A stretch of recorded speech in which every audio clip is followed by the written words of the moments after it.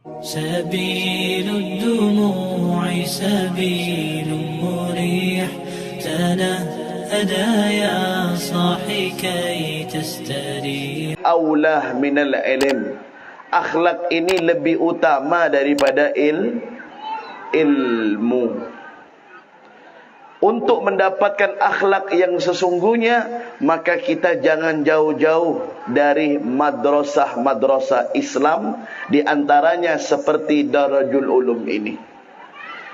Karena di tempat inilah para wali santri yang telah menyerahkan, memasrahkan anak-anaknya untuk dididik dengan para kiai dan para pengasuh, agar anak-anak kita menjadi anak yang memiliki moral yang baik, memiliki etika yang baik, memiliki pendirian yang baik, memiliki prinsip yang baik. Tidak akan pernah kita dapatkan melainkan di madrasah-madrasah Islam. Nah, oleh karena itu mohon untuk diperhatikan Bapak Ibu, khususnya panjenengan yang menitipkan anaknya di madrasah Darajul Ulum ini. Karena tidak akan pernah anak-anak kita mendapatkan ilmu agama yang baik, yang benar, tanpa didukung dan semangat serta spirit daripada para wali santri. Makanya para wali santri kalau sudah menitipkan anaknya di lembaga, yayasan, pondok pesantren, madrasah-madrasah Islam, maka pasrahkan urusan anak panjenengan kepada kiai. Jangan panjenengan yang mengatur kiai. Jangan panjenengan yang mengatur ustadz atau ustadzahnya. Karena insya Allah mereka lebih faham dan lebih mengerti untuk bagaimana cara mendidik anak-anak kita agar lebih baik sesuai dengan harapan para wali santri. Betul apa tidak? Makanya sekali lagi para wali santri, di saat sudah memasrahkan anaknya ke Darajul Ulum atau ke madrasah yang lain, cukup sampean tawakal kepada Allah. Ya Allah, aku pasrahkan anakku di madrasah, di pesantren. Aku pasrahkan dengan gurunya, dengan kiainya, dengan ustadznya, dengan ustadzahnya, dengan harapan supaya anak-anakku ini akan menjadi anak yang dapat membahagiakanku di masa yang akan datang.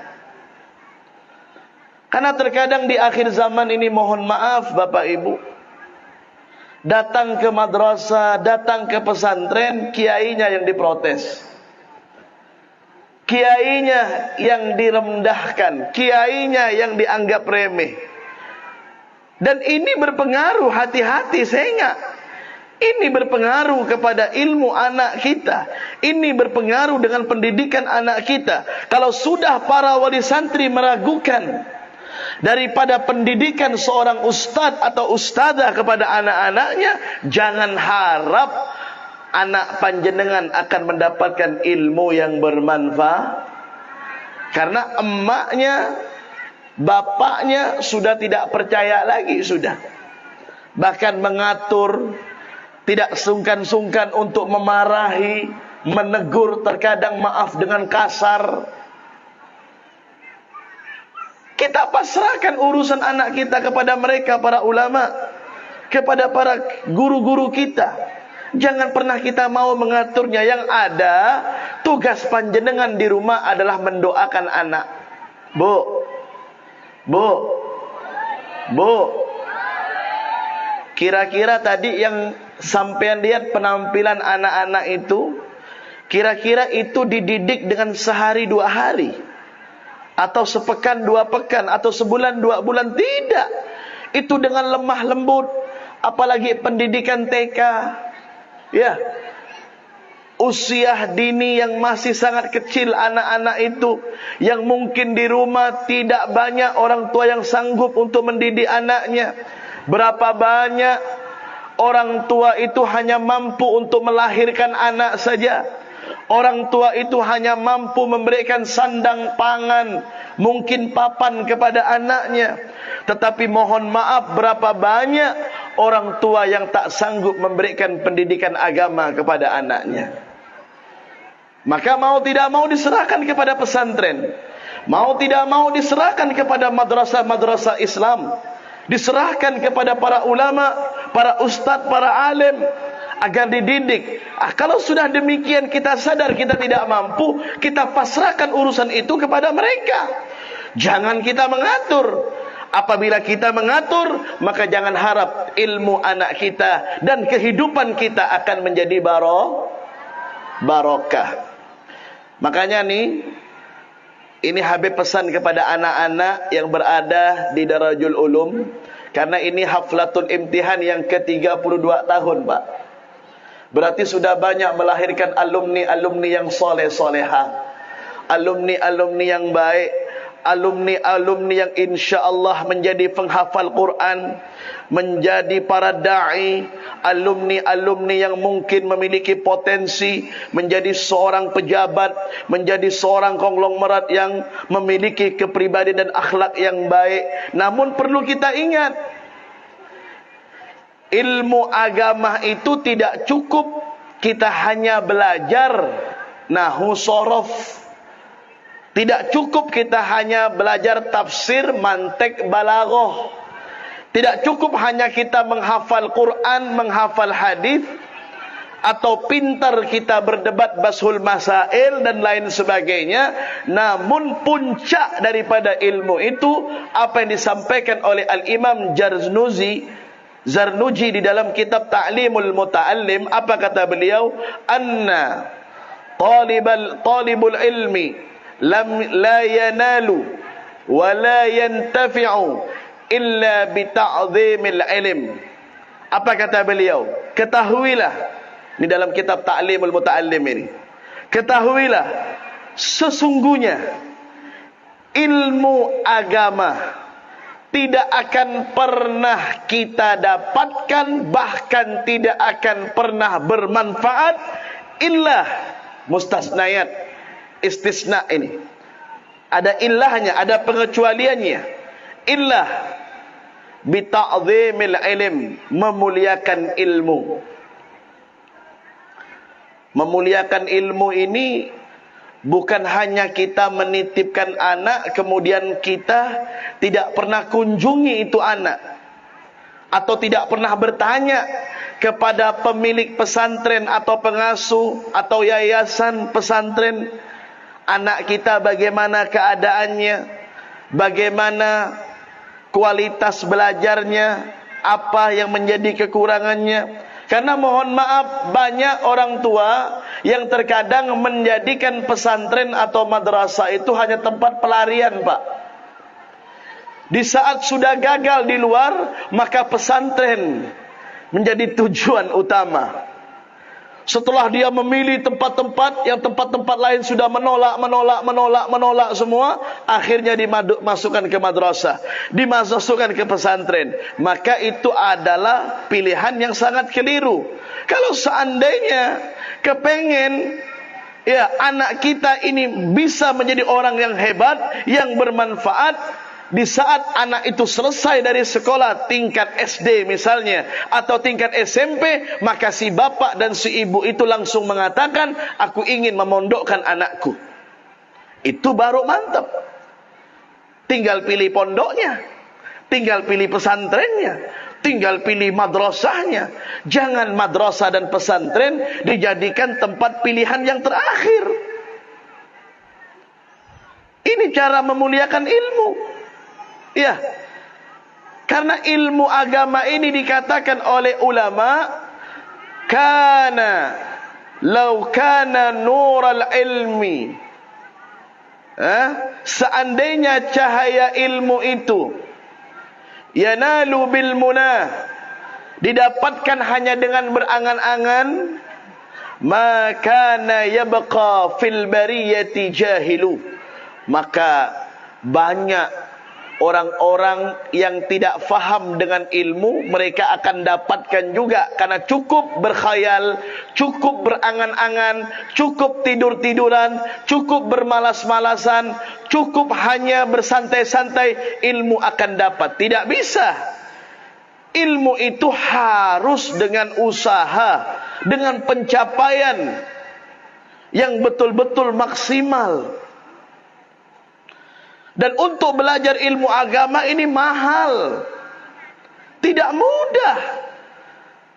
Harus ada niat. Makanya kita diajarkan kalau di pesantren dulu. Saya ingat waktu mondok di Habib Hasan Baharun, guru kita, beliau selalu mengajarkan kepada murid-muridnya, "Ya auladi, wahai anak-anakku," kata beliau. Itu Ustaz Muhammad Syafi'i mungkin ngalami Habib Hasan Baharun. Beliau selalu mengatakan ini, almarhum Habib Hasan Baharun selalu mengatakan dan berpesan kepada kami, "Ji'tu ila hadzal makan li ta'allum." Jadi nak, kalau engkau ditanya, untuk apa kau datang ke madrasah ini? Untuk apa kau datang ke pondok ini? Jawabannya satu, ji'tu ila hadzal makan li ta'allum. Aku datang ke tempat ini untuk belajar. Makanya niatnya harus kuat ini. Nawaitu ta'alluma wat ta'lim wan naf'a wal intifa'a, sampai selesai itu doa. Dikuatkan dengan niat ini, Pak. Setelah niat ini kuat, akan muncul ghirrah, semangat belajar, akan muncul motivasi, keinginan yang kuat untuk belajar. Sehingga tidak cukup hanya semangat, perlu dibantu dengan alat yang namanya kitab, yang namanya buku, yang namanya pensil, pulpen, bahkan atributnya, gamisnya. Yang nik bini pakai baju abaya hitamnya, kalau pakai cadar, pakai kerudung. Ini cara memuliakan ilmu. Karena ilmu agama tidak akan pernah kita dapat kalau tidak ada niat dan tidak ada sopan santun kita di dalam menuntut ilmu tersebut. Makanya kita juga para pengajar ini, itu disebutkan di dalam kitab Ta'limul Muta'allim, sebelum mengajarkan ilmu harus dalam keadaan bersuci, harus dalam keadaan berwudu, bersih.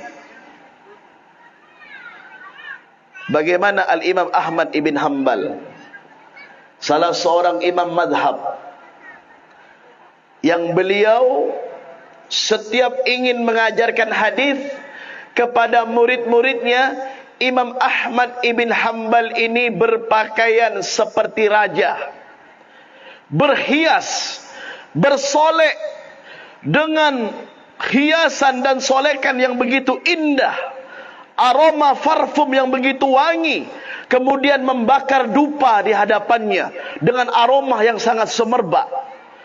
Maka murid-muridnya penasaran dan bertanya, "Wahai guruku, kami ini merasa takjub dan heran-heran kepada panjenengan. Kenapa setiap panjenengan ingin mengajarkan kami ini akan ilmu hadis, panjenengan berhias, panjenengan mandi, berwudu, memakai parfum, membakar dupa, membakar harum-haruman, pakaiannya selayak raja, dengan wajah yang bersinar." Apa kata beliau? "Yang aku ajarkan ini kepada kalian adalah kalam Rasulullah sallallahu alaihi wasallam. Aku ingin memuliakan ilmu agar diriku dimuliakan oleh Allah Subhanahu wa taala." Tidak bisa kita mengajarkan ilmu atau kita belajar ilmu, kita asal-asalan. Maaf, ini mohon maaf. Seandainya seorang guru mengajarkan muridnya akan ilmu, kemudian tidak memakai adab yang diajarkan oleh Nabi Muhammad, jangan harap ilmu tersebut akan masuk ke hati si murid. Atau sebaliknya, si murid di saat menerima ilmu, tetapi hatinya sombong kepada ilmu yang ia terima, kepada apa yang disampaikan oleh guru. Bahkan di dalam hati si murid itu berkata-kata, contoh ini disampaikan oleh para ulama, "Lah, pelajaran ini lagi, sudah sering aku dengarkan ini, masa disampaikan lagi?" Nah, di saat ucapan itu ada di hati si murid, maka pada saat itu yunza al-barakah, Dicabut keberkahan di dalam hati sanubari seorang murid tersebut. Yang ia dapatkan hanya kulit daripada ilmu, bukan daging daripada ilmu. Makanya hati-hati. Memuliakan ilmu ini penting, Pak. Makanya ini nama madrasah Darajul Ulum. Jam'uhu mufradnya darajatun, darajul ulum. Artinya kedudukan di atas kedudukan ilmu. Makanya disampaikan oleh anak-anak kita tadi, yarfa'illahu alladhina amanu minkum walladhina utul ilma darajat. Allah akan mengangkat derajat orang-orang yang beriman dan orang-orang yang memiliki ilmu. Orang-orang yang memiliki ilmu ini derajatnya diangkat di atas orang-orang yang beriman. Abdullah ibn Abbas menyatakan, orang yang beriman ingin mengejar orang yang memiliki ilmu agama, itu harus melalui perjalanan 500 tahun perjalanan akhirat. Satu hari di akhirat sama 1000 tahun di dunia, Bu. Pak, artinya apa? Kedudukan orang yang memiliki ilmu ini tidak akan pernah tersaingi. Makanya di dalam Al-Quran itu, dari sekian banyak hamba yang dipuji oleh Allah, setelah para nabi, setelah para sahabat, siapa yang dipuji oleh Allah? Bahkan Allah hanya mengkhususkan dengan kalimat innama. Coba lihat, Allah menyebutkan apa? Innama yakhshallah min ibadihil ulama. Hanya saja, kata Allah, hambaku yang takut kepadaku itu para ulama. Tidak disebut yang lain. Tidak disebut yang kaya, tidak disebut yang memiliki ini dan itu, enggak. Yang disebut adalah ulama. Tidak mungkin orang itu akan mendapatkan gelar ulama kalau tidak belajar. Tidak mungkin dia mendapatkan pelajaran yang baik kalau tidak punya niat yang baik di dalam menuntut ilmu. Makanya kita ini prioritaskan ilmu agama. Lah, Beb, kalau untuk ilmu yang lain gimana, Beb? Untuk saya menyandang titel S1, S2, ya harus, Pak. Boleh. Karena kita hidup di dunia man arada dunya fa'alaihi bil ilmi. Harus ada ilmu dunia juga. Tapi jangan sampai ilmu dunia mengalahkan ilmu akhirat. Prioritaskan ilmu akhirat. Ya, itu yang pertama. Yang kedua, sebelum saya sambung, kita sholawatan dulu, biar semangat. Yang tidur-tidur bangunkan. La yusalli wasal. Jangan ada yang pulang dulu. Limdaiman abada ala habibika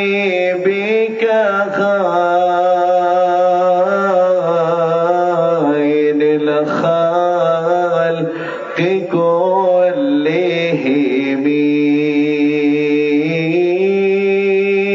ala habibika khairil khalqi kullihim ya Rabb. Sama-sama. Ya Rabb bil Mustafa. Giring. Baligh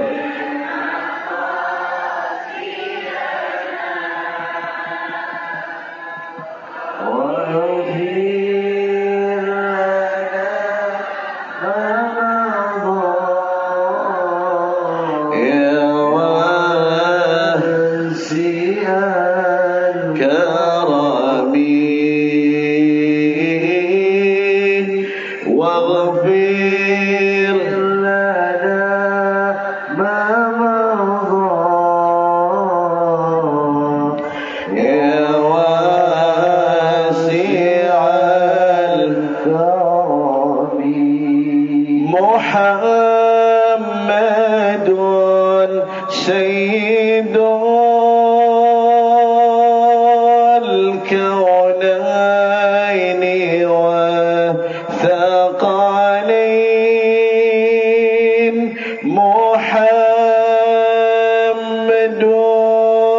سيد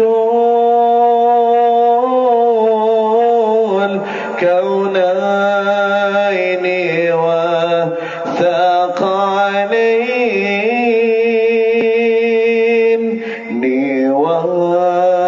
والفريقين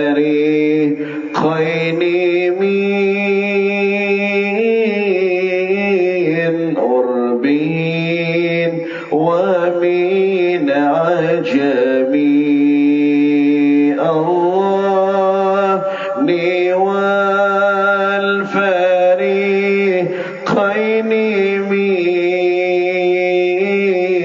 والفريقين من عرب ومن عجم يا رسول مولاي يا صلي وسلم دائما أبدا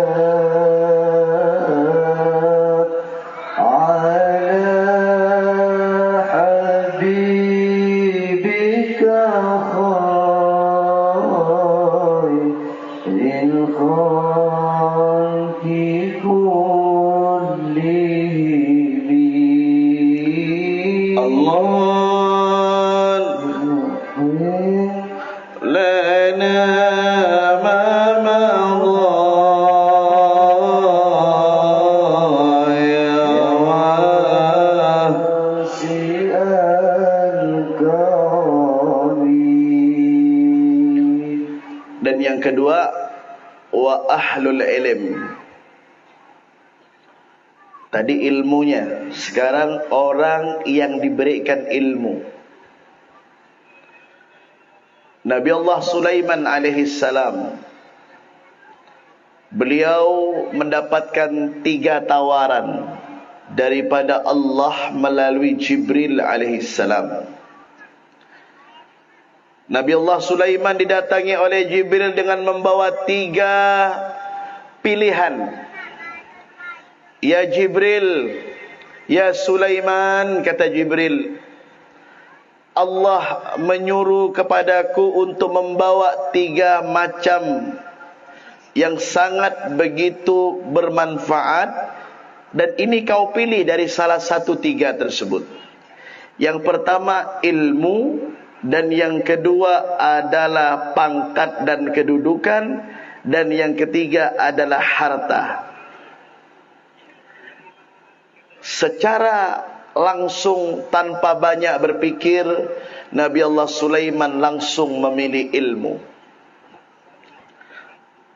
Kemudian Jibril bertanya, ya Sulaiman, kenapa engkau tidak memilih dari pangkat dan kedudukan? Mudah bagi Allah. Di saat engkau memilih yang nomor 2 tadi, maka mudah bagi Allah untuk mengangkat dirimu menjadi seorang raja, menjadi seorang penguasa. Dan jikalau engkau memilih yang nomor 3, mudah dan sangat mudah bagi Allah untuk memberikan kau harta yang berlimpah ruah.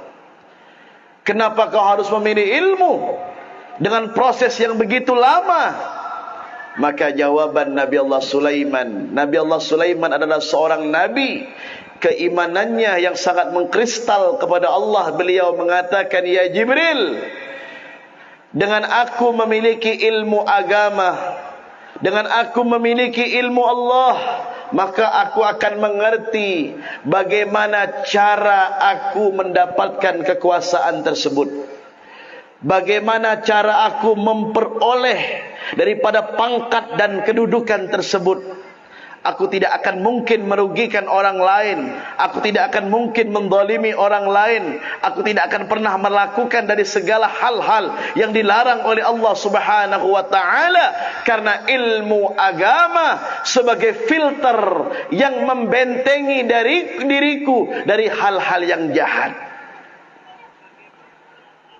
Dan aku memilih ilmu agama, aku tahu bisa membedakan mana rizki yang halal, mana rizki yang haram, mana yang subhat, mana yang tidak, mana yang halal dan barakah. Itulah yang aku pilih. Dengan izin Allah, Nabi Allah Sulaiman mendapatkan kedua-duanya. Karena beliau memiliki ilmu, maka Allah memberikan kerajaan, kekuasaan, dan juga memiliki harta yang berlimpah ruah. Karena apa? Nabi Allah Sulaiman tahu cara mendapatkan itu semuanya sesuai dengan keridhaan Allah Subhanahu wa ta'ala.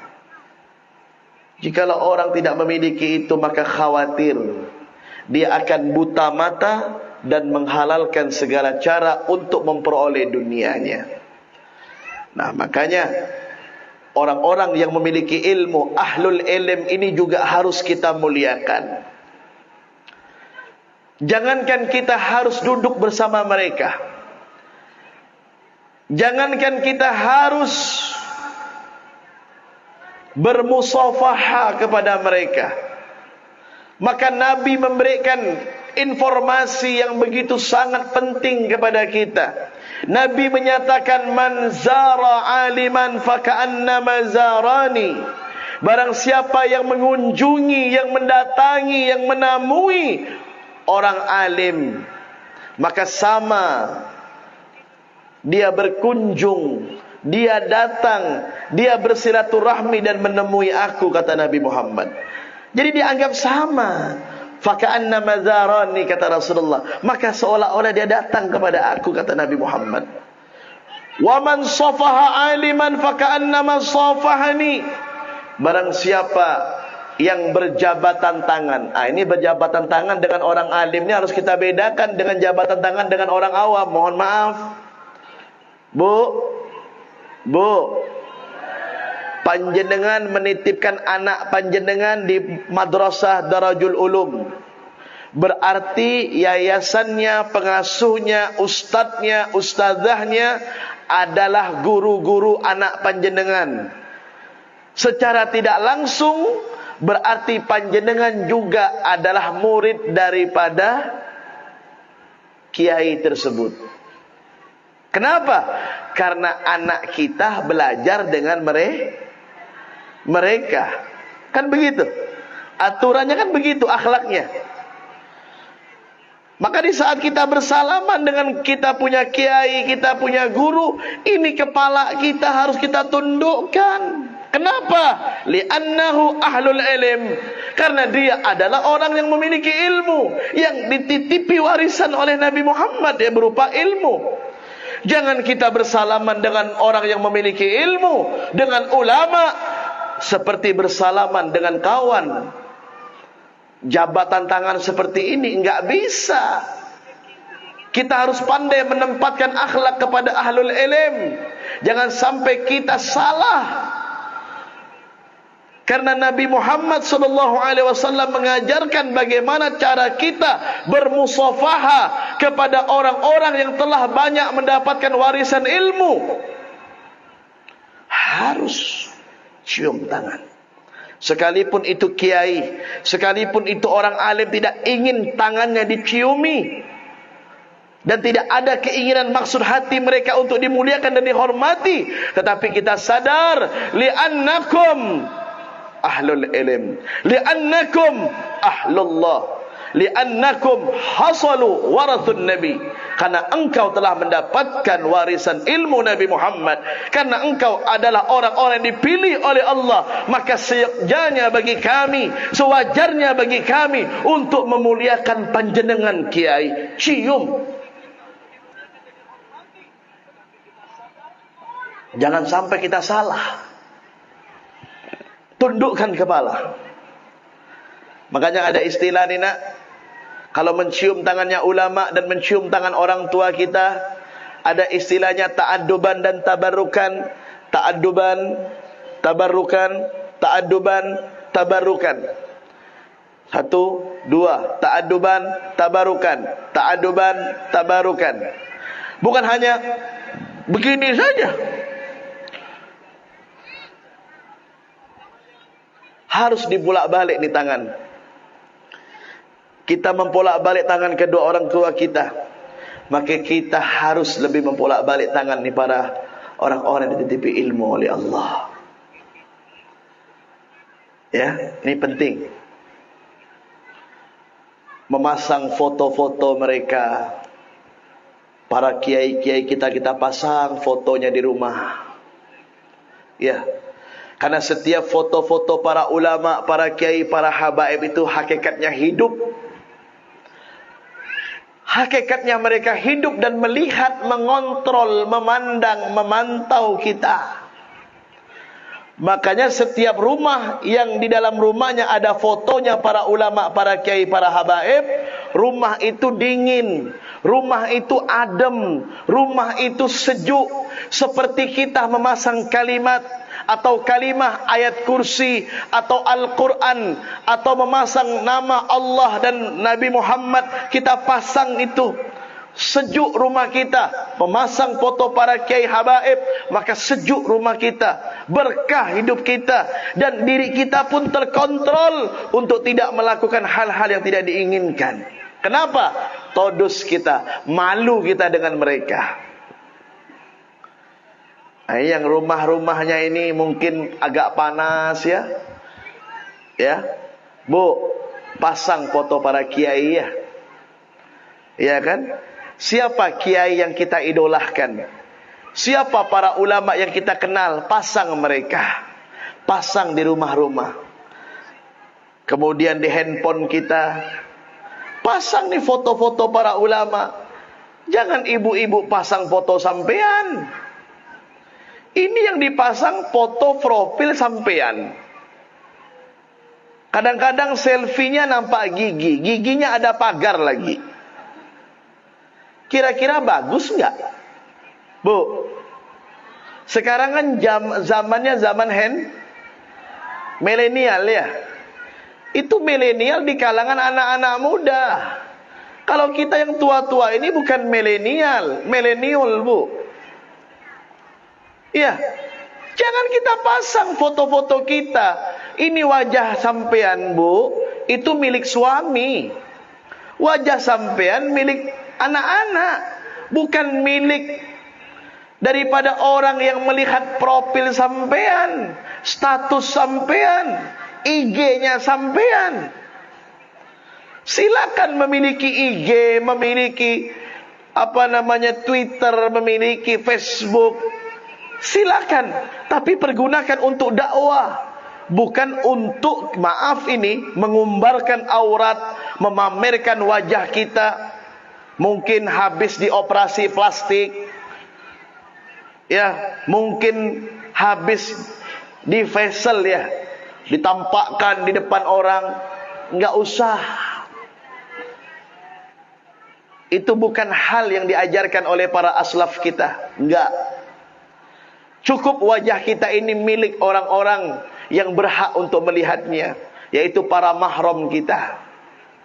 Bu, mulai malam ini nih yang nik bini beda, banyak. Nik bini handphonenya diubah profilnya, pakai handphone, ubah profilnya, pakai foto ulama. Nasihat-nasihatnya tidak ada lagi nasihat yang sifatnya hoak, yang menghina, yang menjatuhkan orang, yang meremehkan orang. Buang itu semuanya. Pasang nasihat-nasihat yang bermanfaat, kalam-kalam bijak, kalimat-kalimat yang baik. Kita ambil dari Imam Syafi'i, dari Sayyid Muhammad Al-Maliki, dari Syekh Muhammad, dan semuanya kita ambil, masukkan di situ. Kalam-kalam yang pernah beliau sampaikan dalam tausiahnya, masukkan sebagai nasihat. Di saat orang membaca apa yang kita pasang di status, di saat orang itu membaca, maka itu menjadi amal jariah untuk kita. Kita mungkin sholat 100 rakaat berat, mungkin puasa setiap hari susah, mungkin mau sedekah ratusan juta uang nggak ada, mungkin mau pergi haji dan umroh harus pakai daftar tunggu. Lantas gimana amal yang sepele tetapi memiliki manfaat yang banyak? Kau gunakan handphonemu untuk apa? Memasang foto-foto yang bermanfaat, kemudian kau tulis di statusnya atau ucapan-ucapan apa di kalimat handphone tersebut yang sekiranya membuat orang itu senang, tertawa, dan insya Allah dengan kalimat itu bisa berubah. Di situ ada jalan hidayah baginya, berkah diri panjenengan. Ya Bu ya, Bu. Ini kadang-kadang masang status nyindir orang. Ya enggak? Kan kebanyakan ya orang menggunakan handphone statusnya nyindir ngenyek ngina ngeremehkan mencaci maki ajaran apa ini? Siapa yang mengajarkan kita seperti itu? Islam rahmatan lil alamin. Kita tidak boleh mencaci maki orang, tidak boleh merendahkan orang, tidak boleh meremehkan orang, tidak boleh nyungging orang dengan kalimat-kalimat kita. Siapa kita? Apa yang mau kita sombongkan dalam kehidupan ini? Ayo, siapa manusia di antara kita? Mohon maaf termasuk diri saya. Siapa kita? Kita harus sadar apa yang mau kita sombongkan. Maaf, setiap anggota panca indera kita ini kalau mengeluarkan air tidak enak baunya, Pak. Betul enggak? Setiap anggota panca indera kita yang Allah berikan ini kalau mengeluarkan air tidak enak. Bangun tidur yang melekat apa? Yang melekat kotoran mah. Secantik apapun sampean Bu, Pak, seganteng apapun sampean, kalau sudah bangun tidur tetap pasti ada kotoran mah. Apa yang mau kita sombongkan? Itu kotoran mata, betul-betul kotoran apa berlian itu? Mon berlian sampean boleh sombong. Tapi itu kotoran mata, kalau dicium nggak enak. Orang jijik ngelihatnya, betul? Kalau kita flu nih, kemudian kita bersin, mengeluarkan cairan. Untung cairannya bukan benda yang kasar, Bu. Kalau yang bersin keluarnya belatung atau lalat gimana? Dari mulut kita bangun tidur, apalagi habis makan petai, ada yang wangi, cantik, ganteng, hilang semuanya. Semua yang ada di anggota panca indera mata, hidung, mulut, apalagi telinga, pusar sampai ke bawah, semuanya mengeluarkan kotoran. Sekarang manusia ini apa yang mau disombongkan? Al-Habib Abdullah bin Alawi Al-Haddad, Al-Habib Abdullah bin Husain bin Tahir, di dalam kitab Basaudan yang dikarang oleh salah seorang ulama yang bernama Al-Imam Abdullah bin Ahmad Basaudan, beliau mengatakan, "Thumma idza ata mutta'atuk wa ghassaluk wa kaffanuk wa sayya'uk wa alhaduk wa sirta jifa ghamah."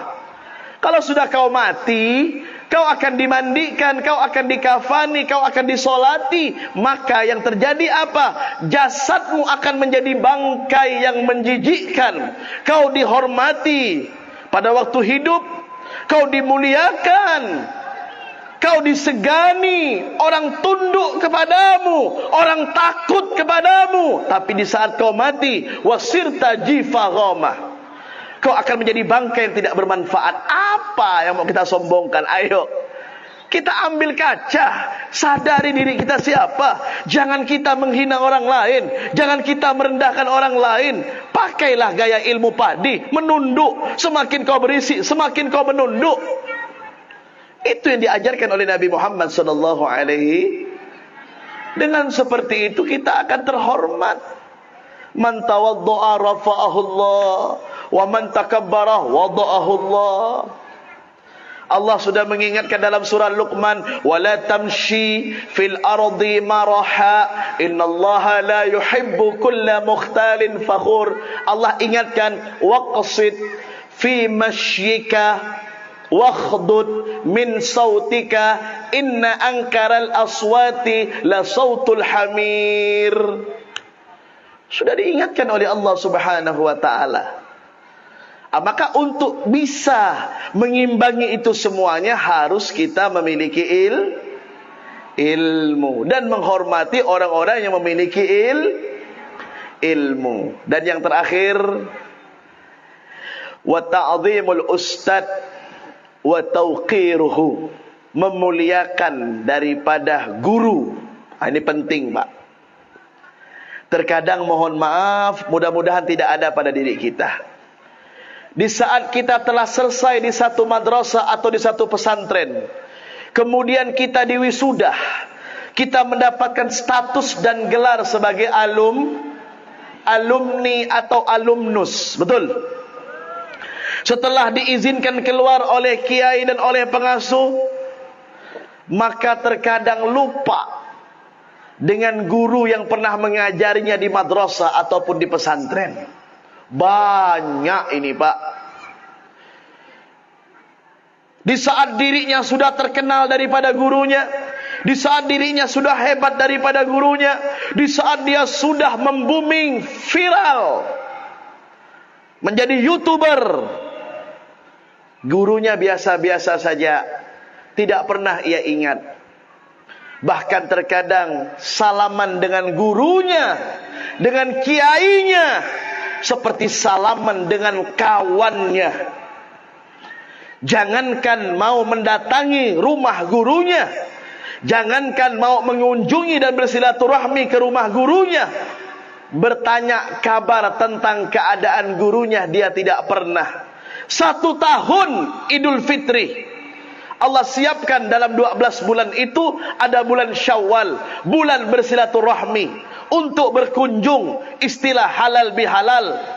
Kesempatan ada, tetapi tidak ia kunjungi gurunya, tidak ia kunjungi pengasuhnya, tidak ia kunjungi kiainya. Karena mungkin dia merasa bahwa dirinya lebih hebat daripada gurunya. Maka ingat, apa kata Nabi? Man istaghfa bi ustadhihi ibtalahu bi thalathati asya'. Barang siapa yang meremehkan guru, yang mengabaikan guru, yang memandang sebelah mata guru, maka apa yang terjadi? Allah akan berikan bala 3, Pak. 3 macam bala. Dengarin Ibu. Apa bala tersebut? Yang pertama, nasiya ma hafidhah. Dia akan lupa apa yang dia hafal dulu di pesantren. Lupa semuanya. Tidak dia ingat apa yang ia hafal, lupa. Nahunya, imritinya, kawakibnya, balaghahnya, tafsirnya, semua dia lupa. Satu pun tidak ada yang melekat di otaknya. Sehingga dia keluar dari pesantren bingung. Kenapa? Hatinya enggak nyambung kepada gurunya. Allah angkat kekuatan hafalan di dalam otaknya. Dan yang kedua, kullan lisanuhu, tumpul lidahnya. Lidahnya tidak bisa berucap apa-apa. Tidak bisa berucap yang baik, kaku, bungkam lidahnya. Dan yang ketiga yang paling parah ini kata Nabi, waftakhara fi akhirih. Allah buat hidupnya susah, Allah buat hidupnya miskin pada akhir umurnya. Ini gara-gara langkah kening belet ben guru. Sehingga guru ngaji itu guru. Lep ceber A, lep ngecer I, lep ngepes U, guru. Jangan dilupakan ini. Ya, enggak akan mungkin ada angka 10 tanpa diawali angka 1. Kita enggak bisa mengenal koma Zaidun tanpa adanya alif ba ta sa. Kita tidak akan bisa baca kitab kuning kalau tanpa ada alif ba ta sa. Yuk, guru-guru ngaji yang di kampung ini kita muliakan mereka. Jangan pernah kita sepelehkan mereka. Itu guru, mengocak mencuri, guru tolang nih, Pak. Ini guru tolang. Artinya guru yang memang mendarah daging. Ini nggak boleh dilupakan ini. Saya sering dipesani oleh guru-guru kita yang ada di Bangil. Bahkan orang tua juga berpesan, Fahmi, kalau sampean pulang ke pondok setelah datang kepada umi dan abah, jangan lupa kepada guru ngajimu. Jangan lupa, nak. Cium tangannya, nak. hormati nak, mun sampean beda PC sekonik berik nak, bukan itu yang mereka harapkan. Saliman sungkeman nak, itu selalu saya ingat. Ini umur saya ini 17 tahun ke atas Pak, masih saya ingat. Ya belum 40 saya Pak, masih diingat apa pesan orang tua Umi, almarhumah Umi, pesan daripada guru-guru kita yang dibangil. Itu selalu teriang-iang, cek kelopain guru ngajinya nak, jangan lupa, jangan lupa, jangan lupa, jangan lupa. Ente bisa seperti itu karena mereka. Tapi sekarang banyak yang udah meninggal beb, ziarahi kuburannya, tanya kepada anak dan istrinya atau keluarganya, di mana guru ngaji saya dulu kuburannya. Betul tak Bu? Ini pesan ya, untuk diri Habib juga dan untuk kita semua. Mudah-mudahan Allah memberkahi kita semuanya. Amin ya rabbal.